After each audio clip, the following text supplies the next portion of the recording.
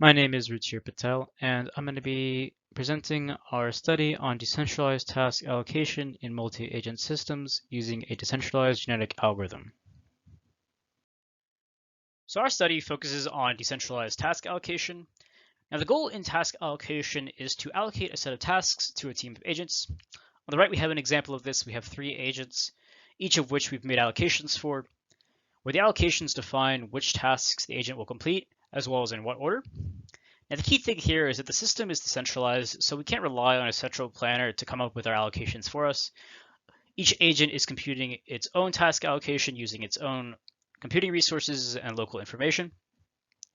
There's also real-time collaboration and communication going on where the agents exchange information to improve their allocations and deconflict them across the team. Now, there have been a number of decentralized task allocation approaches proposed in the past. Some of the popular ones include auction-based approaches and optimization techniques. But there's been a lack of focus on evolutionary algorithms for this problem, which can be attractive because they can be parallelized across the team of agents to improve convergence and quality of solutions. They can achieve global optimality or globally optimal solutions if they have some stochastic mechanisms in place. And finally, they can be made any time, meaning we can continuously improve our current set of allocations for the system as we execute our current set of allocations. So we're continuously improving the quality of our solutions as we're executing our mission. Now, this study focuses on a decentralized genetic algorithm for task allocation that makes use of each of these 3 benefits to improve performance compared to standard approaches. To formally define our problem, we say a task is visiting a location of interest. We have m agents and n locations of interest or tasks, and our goal is to optimally complete all of these tasks. Now, the objectives we optimize are either min-sum or min-time, where min-sum is minimizing the total distance traveled by all of our agents, and min-time is minimizing the time to visit all locations of interest, or complete all tasks. Our assumptions include agents initially know of all locations of interest or all tasks that need to be complete, but not the locations of other agents in the system. Each agent can communicate with all other agents. All agents travel with the same constant speed when completing tasks, and the mission terminates when all tasks are complete. So to solve this problem, we've initially considered existing solution approaches for comparison against our proposed approach. The existing approaches we consider include a simple nearest neighbors approach, a consensus-based auction algorithm, an optimization approach called the Decentralized Hungarian, and a few other consensus-based auction algorithms including ACBBA, PIA, and HIPC. We've considered different cost evaluations for each of these algorithms, including min-sum variance as well as min-max variance. So our existing solution approaches we consider share a very similar basic structure, and that's shown here. So on board every agent, we have a single thread running, and we call that thread the task sequence execution thread. And that thread runs 2 phases that we iterate over. In the first phase, we're doing an assignment where we create the new task sequence to execute if none currently exists. In the second phase, we're doing a consensus. We're exchanging information with other agents in the system, and we use our received information as well as some consensus rules to modify our current task sequence that we're considering. So once we finish iterating between these 2 phases, we eventually reach our final task sequence that we need to execute, and we go ahead and execute that task sequence.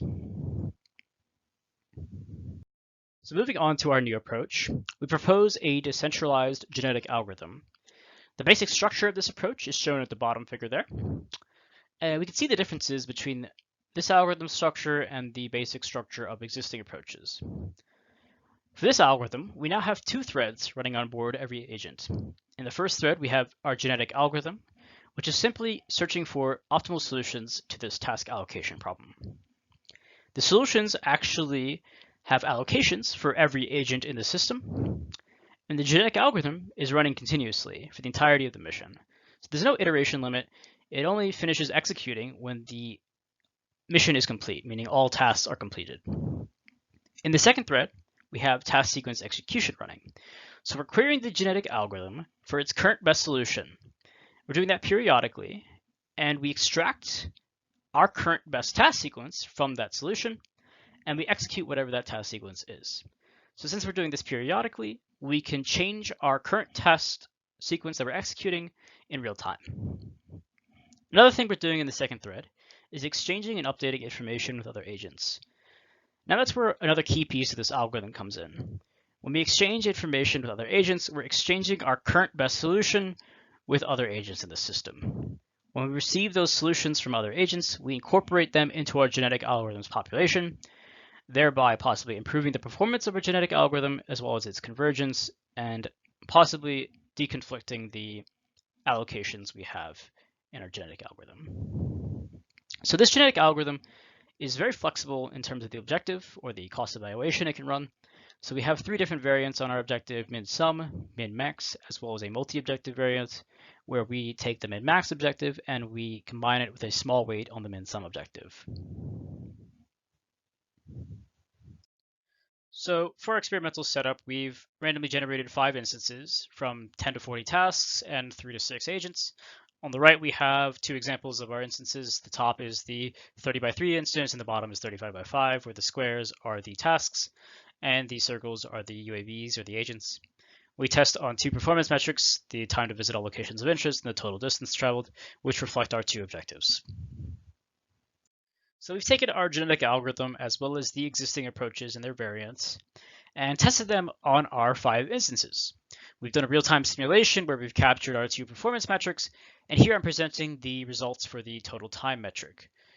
We have the average total time in seconds to complete the mission for each of our 5 instances and our approaches.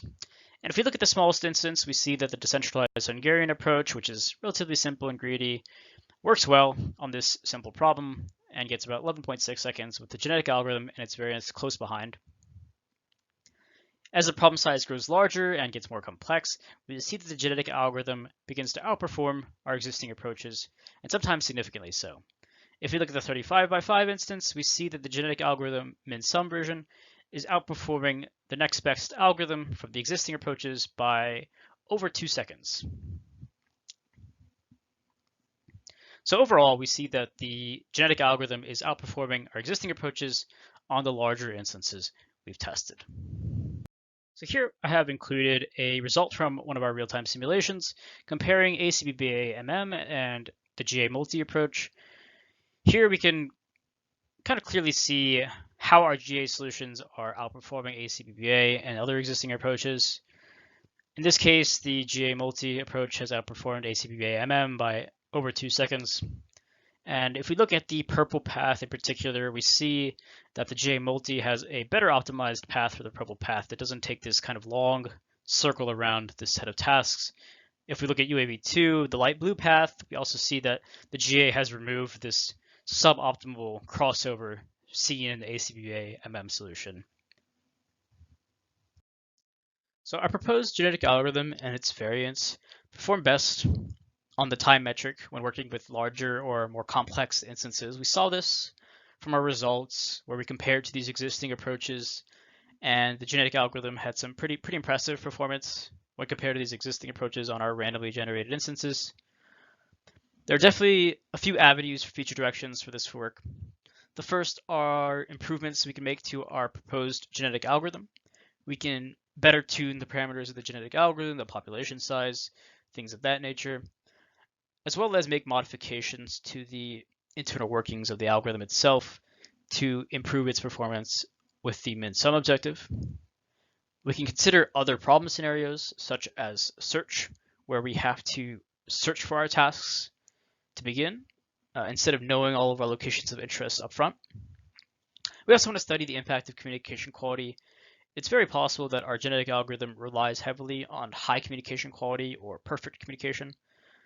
We want to see how the performance of our genetic algorithm degrades as the lossiness of the communication in the environment increases. And finally, we want to look at alternative evolutionary algorithms that can fit into this framework we've built.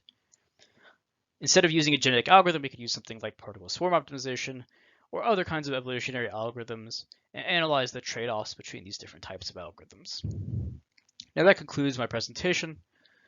Thank you for listening in.